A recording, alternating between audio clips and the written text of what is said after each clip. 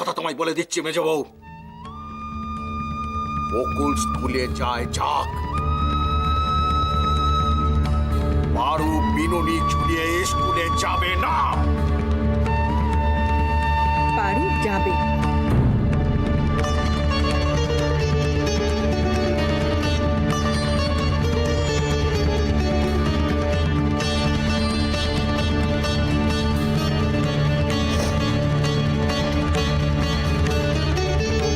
আমি বারণ করছি, স্কুলে যাবে। তোমার সঙ্গে এই যে আমি আর তর্ক করতে চাই না। আমি যা করেছি বুঝে করেছি, ভালো বুঝেই করেছি, আর সেইটাই হবে। এই আমার শেষ কথা। শেষ কথা? তার মানে এখন থেকে এই সংসারের শেষ কথা তুমিই বলবে? সেটা আমাকে মাথা পেতে নিতে হবে। এতে এত অবাক হওয়ার কি আছে বাবা? এই বাড়াবাড়িটাই তো মায়ের চিরদিনের নিয়ম, তাই না? মায়ের মুখে চিরদিনই ঠাকুমাদের মানে ওই বাড়ির সবার সমালোচনা শুনে এসেছি। ছোটবেলা থেকে মায়ের সঙ্গে তাদের ঝামেলা দেখে এসেছি। তখন ছোট ছিলাম, বুঝতাম না, ভাবতাম আসল দোষটা তাদের। কিন্তু এখন বুঝতে পারছি আসল গলতটা কোথায়।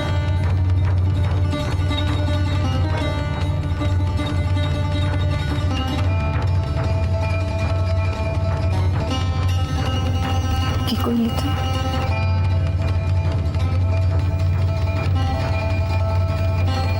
কি করলি? তুই বুঝতে পারছিস আসল গল্পটা কোথায়? কোথায় কানু? আসল গল্পটা কোথায়? কি হলো ভাই? তাই আসল গল্পটা কোথায়? কি বুঝতে পেরেছিস তুই আসল গল্প?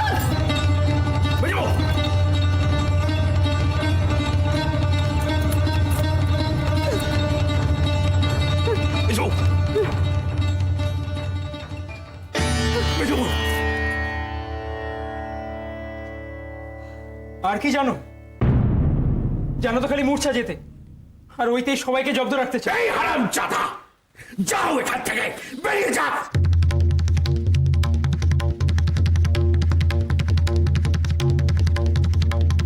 পারো বকু,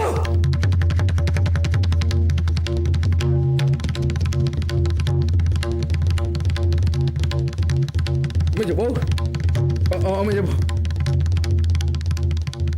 মা,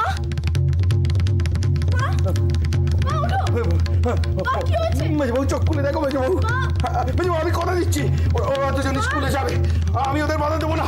জল নিয়ে মা মূর্ছা গেছে। মেজবাবু একবার চোখ খুলে দেখো, আমি তোমার কাছে ছুঁয়ে কথা দিচ্ছি মেজবাবু, ওরা স্কুলে যাবে মেজবাবু। মেজবাবু চোখ খুলে দেখো মেজবাবু,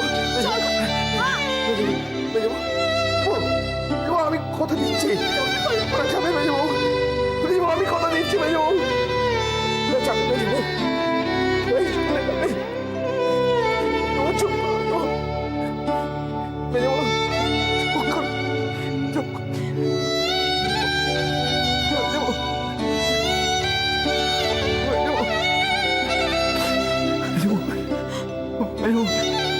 আমি কথা দিচ্ছি মেজবাবু,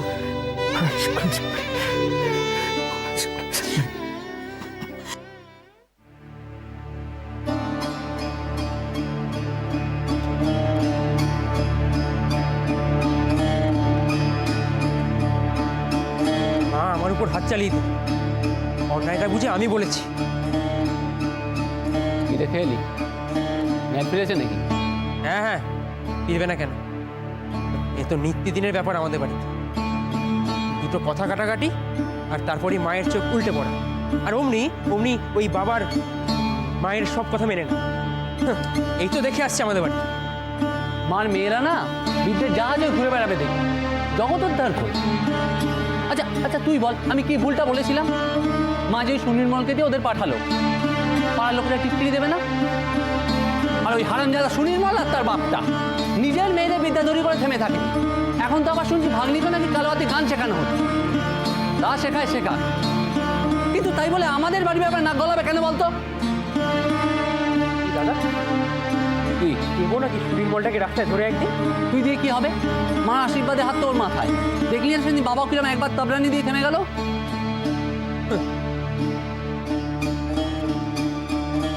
মা তো ওদিকে মুচ্ছ গিয়ে শুয়ে আছে, রাত্রে খাবার জুটি কিনা দেয়।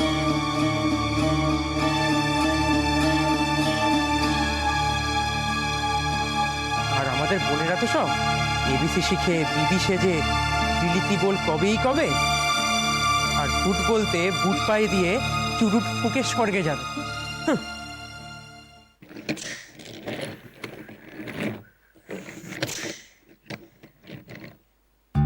জানিস, বাবাকে বলতে হবে একদিন মোটর গাড়ি চাপবো, কেমন সুর শব্দ করে চলে যায়। আমাদের সকলকে নিয়ে মোটর গাড়ি চেপে একদিন বেড়াতে নিয়ে যেতে বলবো। আমাদের ক্লাসে আমার বন্ধু শেখর, তার বাবার না মোটর গাড়ি আছে। কি বড় কালো গাড়িটা! শেখর রোজ এই মোটর গাড়ি করে স্কুলে আসে। আর ছ্যাঁকড়া গাড়ির মতো তার আওয়াজ না, আর কি জোরে চলে। এই তুই তখন কি করছিস রে? কথা বলছিস না যে? তুই মোটর গাড়ি চাপতে ইচ্ছে করে না? ও, তোর বুঝি পাখির মতো উঠতে ইচ্ছে করে? মেজদিটার না স্কুলে যাওয়ার খুব ইচ্ছে ছিল, তার জন্যই তো বাড়িতে আসলে তো লঙ্কা কাণ্ড হয়ে গেল। ঠিক আছে, যেটা চুপ করে রইল, বাকি সবই তাকে নিয়ে চিৎকার চেঁচামেচি করে উঠলো। ও স্কুলে যাবে না কেন? যাবে না কেন?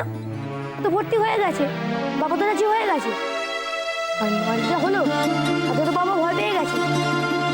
দেখবি ও ঠিক যাবে, তুই দেখে নিস। মেজদির যাওয়া হবে না, স্কুলে যেতেও পারবে না। পারবে না, তুমি যেন সব দিনে বসে আছে। এই তুই কি হাত গুনতে পারিস? দেখি তো আমার গাড়িতে বেশি চলে যায় না তোর পাখিটা।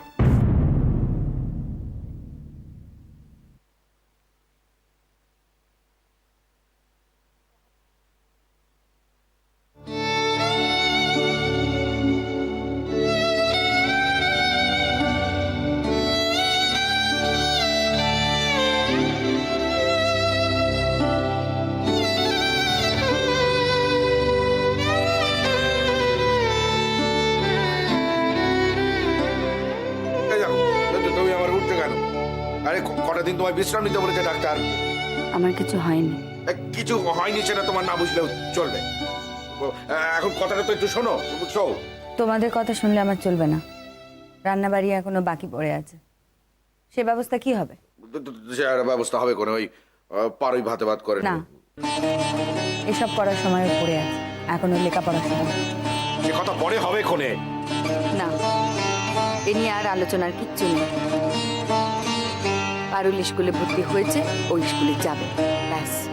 আরে বাবা, এই নিয়ে আমি আবার আপত্তি করলাম কখন? এ তো যাবে, নিশ্চয়ই যাবে স্কুলে। তা বলে কি ওই একটা পরের ছেলের সঙ্গে?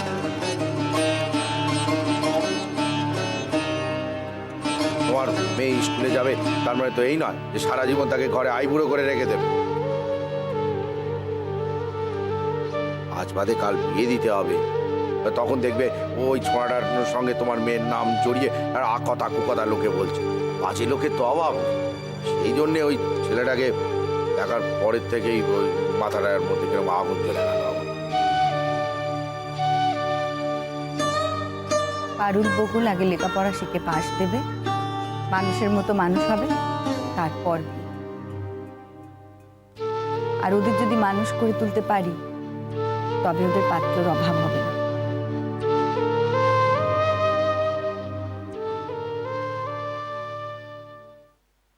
বলে কি, এ মেয়েদের পার করতে তো, আর মেয়েদের পার না করে তো ছেলেদের বিয়েও আটকে থাকবে। মহা মুশকিল। এ মেয়ে মানুষের কি কোনো কালে সংসার কেন হবে না? ঠাকুর, মা তো শুনলেই ক্ষেপে উঠবে। যাকে আপাতত তো যাক, নাহলে আবার কি কাণ্ড পাতিয়ে বসবে কে জানে। এই দেখো, আবার কেন বললুম তো ওরা স্কুলে যাবে এখন। একটা দিন অন্তত ক্ষান্ত দাও। মা,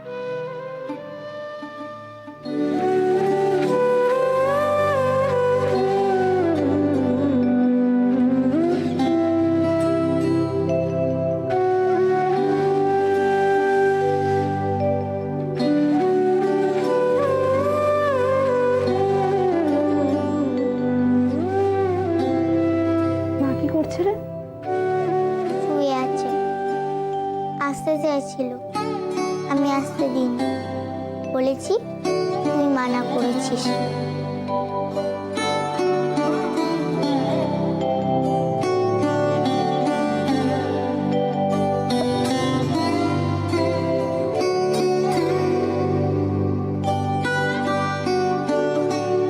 মায়ের কি হয়েছে রে?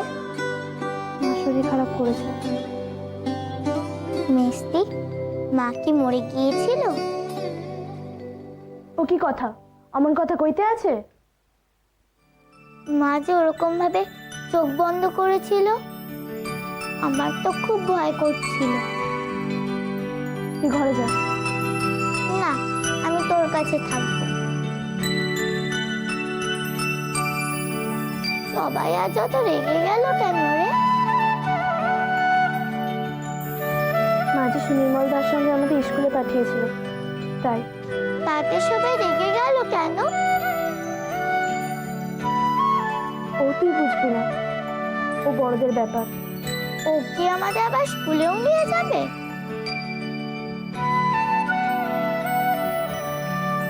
আমাদের না, স্কুলে কেবল তুই যাবি। আর তুই? বাপরে, চোখে ঠিক দেখছি তো? ম্যাডাম কুড়ি উনুনের সামনে রান্না করছে।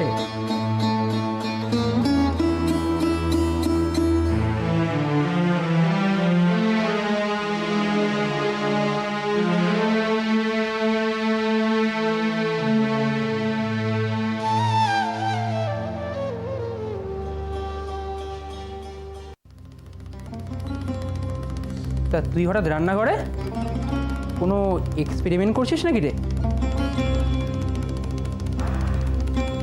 আমি রান্নাঘরে না আসলে যে মাকে অসুস্থ অবস্থায় উঠে আসতে হয়, বা তোমাদের সবাইকে রাতে না খেয়ে থাকতে হয়, এর কোনোটাই ঠিক নয় কি না? বাহ, বেশ গুছিয়ে কথা বলছিস তো। মা তোকে লেখাপড়ার মতো মহৎ কর্ম ছেড়ে রান্না বান্না করতে দিচ্ছে? মা তো এমন কখনো শেখায়নি, পড়াশোনা করলে রান্না বান্না করা যায় না। থাক থাক, আর বাকি ঝাড়তে হবে না। কি কেলেঙ্কারিটাই না করলি আজ বাড়ি। বিদ্যে ভূতির আর বাড়ির বিদ্যেই কুলোচ্ছে না। কি হবে রে স্কুলে গিয়ে? জ্ঞান হয়ে থেকে তো মাথা ভর্তি করে নাটক নোবেল ঢোকানো হয়েছে। ওই মাথায় আর যোগ বিয়োগ গুণভাগ ঢুকবে?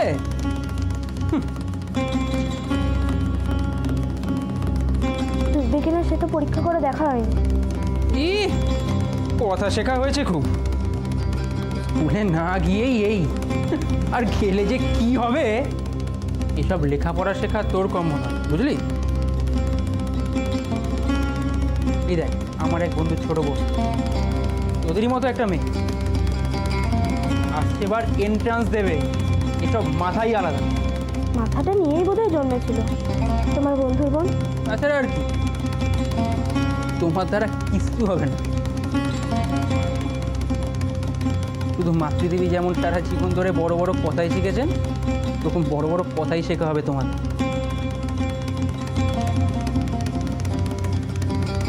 মা ভাগ্যিস ওই বড় বড় কথাগুলো শিখেছিল মেয়েটা, তাই তোমারও বড় কথা বলার সুযোগ হচ্ছে। সত্যি? বাহ, বেশ বুদ্ধি হয়েছে তো তোর।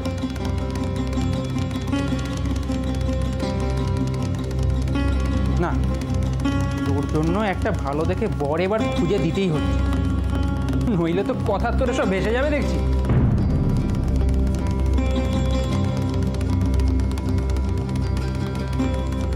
কথার চোটে আবার দেখিস রান্নায় যেন ভুল না হয়।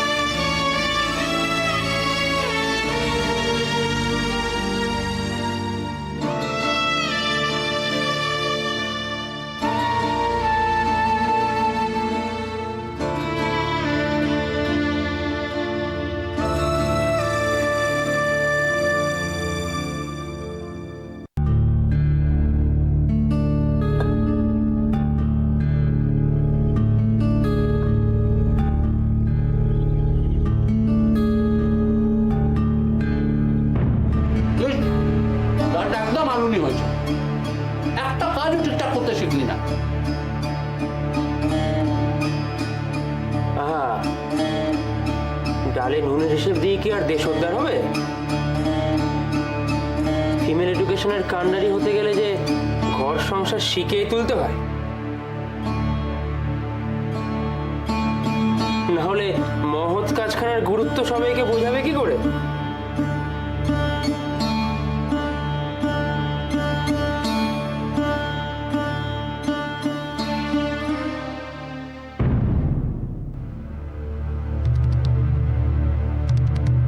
এই পোড়ার দেশে এই কাজখানার গুরুত্ব বোঝাতে বুঝি আরো সহস্র বছরও কম পড়বে।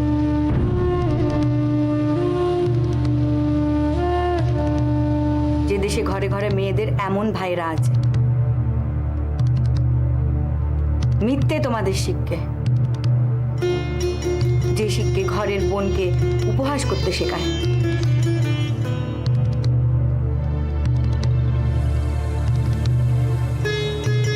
আবার তো তুমি উঠে আসতে গেলে কেন? এই তো ওরা সব দিয়ে দিচ্ছিল, তুমি উঠতে গেলে কেন? মা, মা তুমি ঘরে যাও না, আমি তো সব করে দিচ্ছি।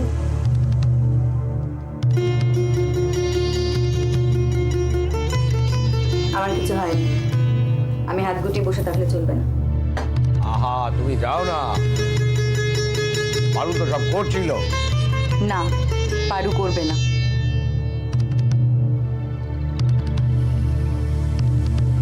আর তোমার সামনে ওরা সাহস পায় কি করে পারুকে নিয়ে ঠাট্টা করা? না মানে এই তোদের এবার খেতে বসে তো কচকচানির কি আছে? চুপচাপ বসে খেতে পারিস না? তুমিও পারো বটে, মা বললো আর অমনি তুমি শুরু হয়ে গেলে। ভাতের গ্লাসখানা নিজের মুখে তুলে তোমার নিজের মুখের চেহারাখানা কি হয়েছিল?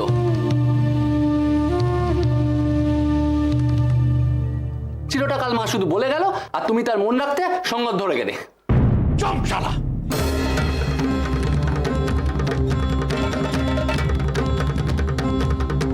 আর একটা কথা বলবি না। আমার সাথে কি কথা বলার ছেড়ে চাপকে পিঠের চামড়া তুলে দেবো।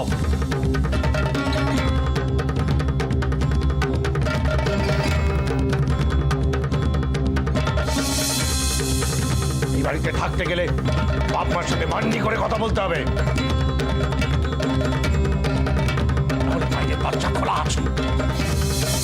যাও।